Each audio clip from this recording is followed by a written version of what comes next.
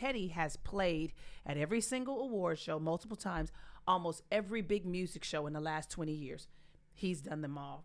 The Grammys, the Emmys, the Oscars, all of the big parties, all of the big musical special events, and I mean, the music soundtracks, and he plays with all the big, like Teddy toured with at least 3 different artists that sold 10 million records on several of their albums. Like, I traveled the world with Teddy before I did with Mary. And you said it's with the Ricky Meyer band. That's like the main band that you're a part of? So Ricky Meyer is a music director. Okay. He was known to be Whitney Houston's music director for years. Okay. And so that's kind of how he got his start. And he would hire us, all of the guys that actually play in his band, individually, right? To do these shows. The Grammys will call Ricky Meyer to be the house band for the Grammys, and he'll call his band. He'll call us. That's who Ricky Meyer was. Ricky Meyer was the music director for American Idol, which I did for 9 seasons. He also was the music director for The Tonight Show with Jay Leno. We did that for the last 3 years that Jay was on the show before it became Jimmy Fallon. And a host of other shows that I was blessed to be a part of because I was in his band. How did you get that gig? How do you become the drummer of the Ricky Meyer band? Well, how it happened for me was I believe that the story is still a little murky, but I believe. Making this up right now. What's happening here? No, I believe that a friend of mine, his name is Wayne Lindsay. He was playing with Frankie Beverly and Maze, which is an iconic R&B band, and I was in that band. He auditioned me for Frankie Beverly because he heard about me from another friend of ours, a mutual friend of ours. His name is Tim Carmen. So Wayne auditioned me for Frankie Beverly, but Wayne and Ricky Meyer go back because they did Whitney Houston together. So when Ricky Meyer was looking for a new drummer, to do a lot of work with, Wayne told Ricky about me. And you had an audition, or you just No, got I didn't in? audition. Wayne told Ricky about me, and because Ricky's that kind of guy, if somebody in his band says this guy is the guy, you don't ask. You just say, okay, well, tell him I'll have the contractor call him, and I will see him at rehearsal. You didn't have to throw down a single paradiddle? I had to do nothing, man. He called me to do this gig. His reputation preceded him. Yeah. My first gig with Ricky Meyer was a show called Motown Live, and this show was based in LA, and it was a show that I think Montel Jordan was hosting, but all of these R&B artists would be on this show, and we were the house band. So my first job with Ricky Meyer was I was playing with a few people like Destiny's Child and Gladys Knight and a bunch of folk, on this show. And I was a church guy from Chicago. I didn't read music or whatever, so I show up at this rehearsal and it's all charts, it's all music, right? Because there's a lot of songs and stuff is moving fast. You need this stuff to be charted out. So I didn't know how to read stuff. I just had a photograph and I could hear a song one time. It was like, okay, all right, I got it. Let's go. So you just play by ear. I played by ear. Then I read now, but then I didn't. And so when I got the gig, I'm looking at, by the time he gets into rehearsal, I had listened to the songs a couple of times through. And I listened to the songs a couple of times through. And when he got into rehearsal, we start playing. He's like, all right, count it off. So I count the song off, and I'm looking at the chart, like I'm reading the chart. And he looked at me, he was like, man, I know you can't read. He was like, I called you, man, because I love what you do, and, just play, man, and be you. And that was my first introduction with Ricky Meyer. And from that point. 20 years later. Yeah, 25 years ago. Let me ask you this question. All of your tours, was all your tours through Ricky? Not all of them. Not all of them, no. Okay, like 98 So I did degrees. 98 Degrees. I was music director for them. Backstreet Boys, I wasn't music director for, but I was on that tour. Britney Spears, I was music director for her. But those 3 gigs came through Ricky. Okay. Christina Aguilera I did before all of them when she at first came out, her Genie in the Bottle song. We were touring with TLC. I got that gig through someone else. But when I came back to Christina Aguilera 10 years later, Ricky Meyer put that together, and I was the music director for her then. So Ricky was like a big catalyst for your drumming career. Now, the biggest. And you said that you started off just being able to play by ear, but then you learned how to read sheet music. Yeah, I taught myself. Why would you need to if you're so good at because the workload started getting hard. Okay. Like I remember. So this is a cool story. We were doing a show called A Celebration of Black Music. So it was everybody you could think of that was huge in music. It was Aretha, it was Gladys, it was Patty, it was Boyz II Men, it was Brian McKnight, it was everybody. It was a show with 20 artists on it. And so it was 20 songs. And I had learned all these songs. And when we got to rehearsal, when we got to sound check and we were rehearsing with the artists, they came on the stage in the rehearsal and was like, okay, we're only gonna do one verse. Or we're gonna cut out the bridge, or we're gonna do, we were making cuts like right there. And so he was talking musical terms. All right, so we're gonna DS and go to the coda, and we're taking out letter A and all of this. And I didn't read one chart. I had learned all these songs. And so I'm looking like, okay, what does that mean? What do you mean? What are we taking out? What is the coda? It's sitting right there on the chart. Coda, DS, I don't know what none of this stuff means. So he's throwing these audibles, and I'm like, okay. And so I managed to kill it. And after the sound check, he came up to the drums. He came up to me and he said, hey, man, I don't know how you do it. And he walked away. I was like, I don't think that was a compliment. I think he was trying to diss me a little bit. I think it was a challenge. Uh-huh. And so after that, I was like, man, I need to learn how to read. And my friend that was in the band, he's a keyboard player, his name is Dave DeLone. Dave DeLone told me, he said, man, you got to get your eyes together, bro.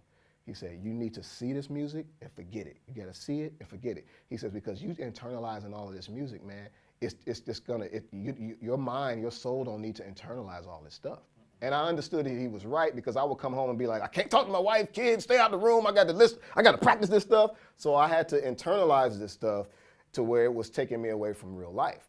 And so I was like, all right. I remember one gig that I knew that I had to learn how to read on, and I did Bette Midler's tour, and it was big band.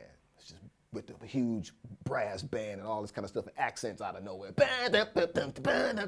Every time we turn on, I'm like, I gotta learn all this stuff. I said, I can't do it, because I'm in my house practicing this stuff, listening to it and trying to memorize all of these accents and these songs, and we're speeding up and we're slowing down. We're going into another time signature. Okay, now we're doing another song. Okay, now break it down. I had to learn this stuff. And I was going crazy in my house trying to practice this stuff. And after that, I was like, I can't do it no more.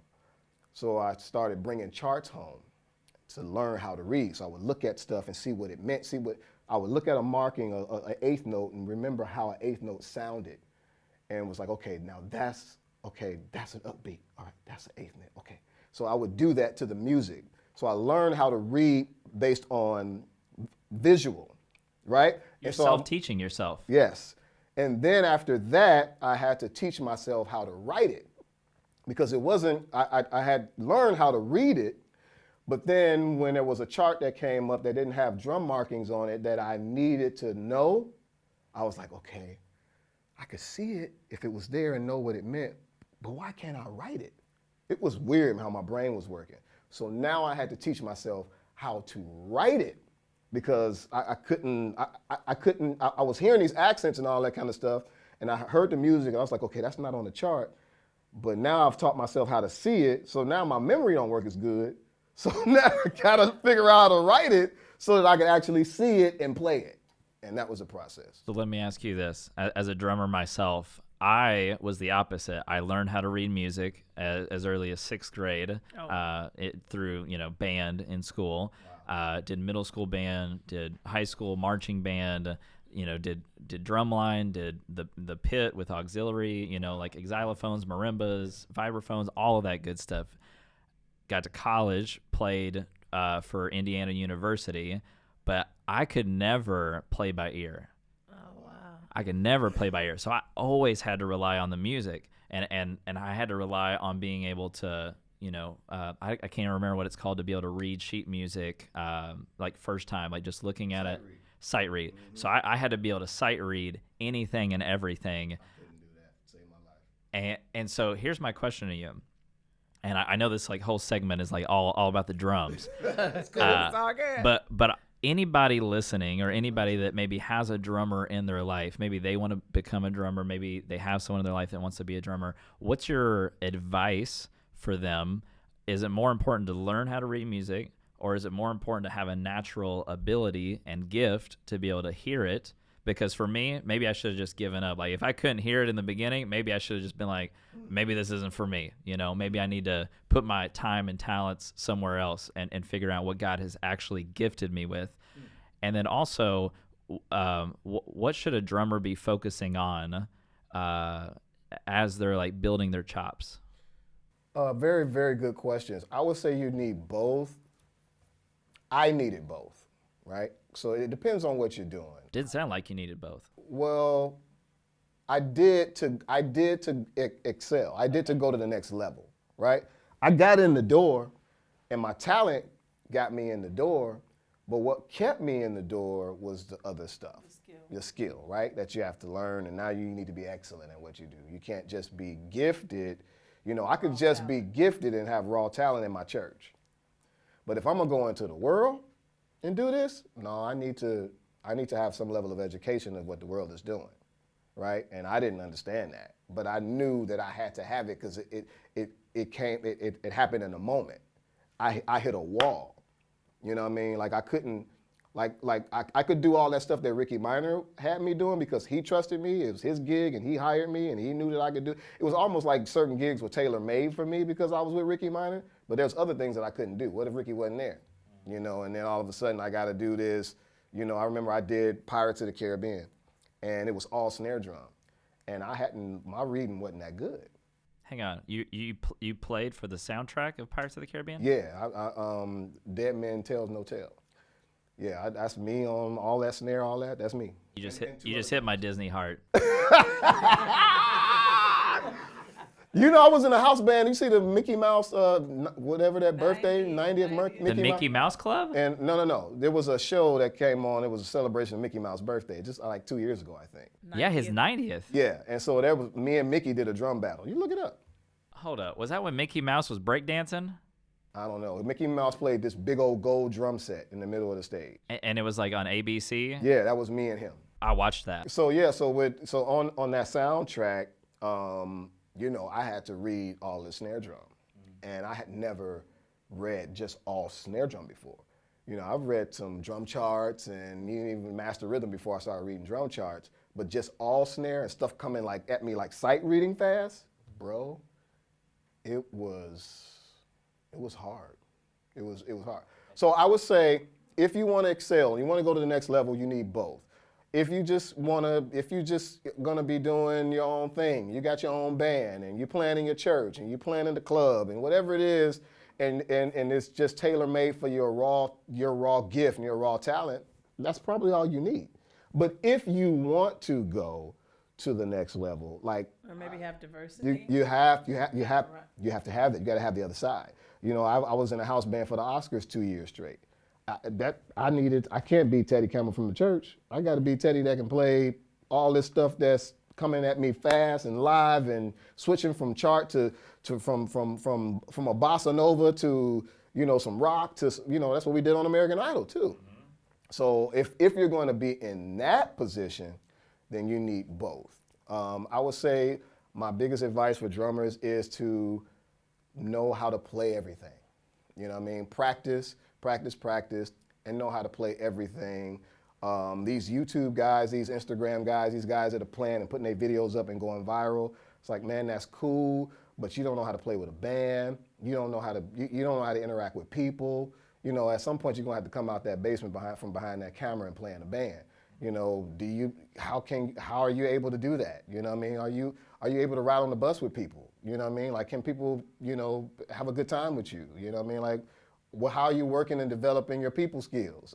You know, there's so many things that goes into this. But I would just say you want to 100% be excellent and very passionate about what you're doing. If you're passionate about it and you're passionate about excellence too, you'll be committed to the full thing. I want to play this. I want to play that. I want to do this. I want to do that. So be passionate about it and want to be excellent in what you do.